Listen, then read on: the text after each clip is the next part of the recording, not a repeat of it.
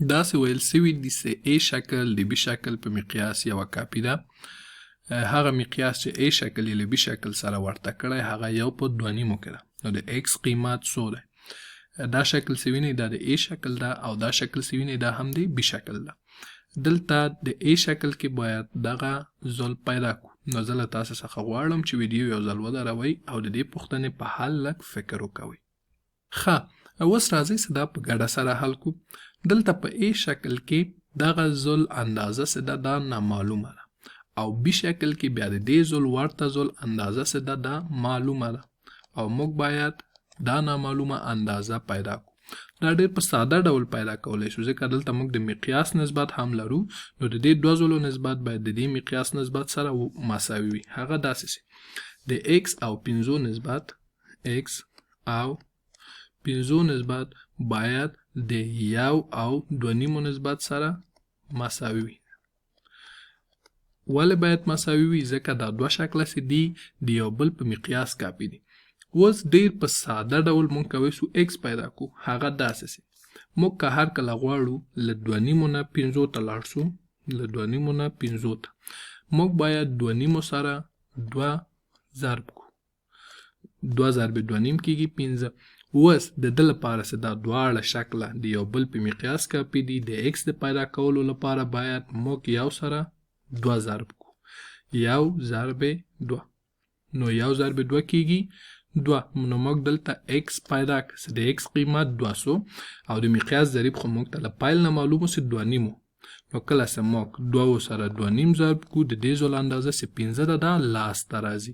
نو د X قیمت 200. اوس راځئ چې همداسې یو بل مثال هم کار وکړو. په دې مثال کې هم عین شی پوښتنه لرو. A شکل د B شکل په مقیاس یوه کاپي ده. دلته هم موخه د دغه X پیدا کول دي.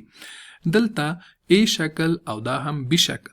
که B شکل کې موږ دغه زل وګورو دا لنډ زل دا د قاعدې زل سره یو قایمه زاویه جوړوي او په A شکل کې هم د دې شکل لنډ زل دا زل ده دا هم د دې قاعدې زل سره یو قایمه زاویه جوړوي او دا اوږد زل هم دلته قاعدې زل سره یو قایمه زاویه جوړوي او په A شکل کې هم دا اوږد زل له دې قاعدې زل سره یو قایمه زاویه جوړوي.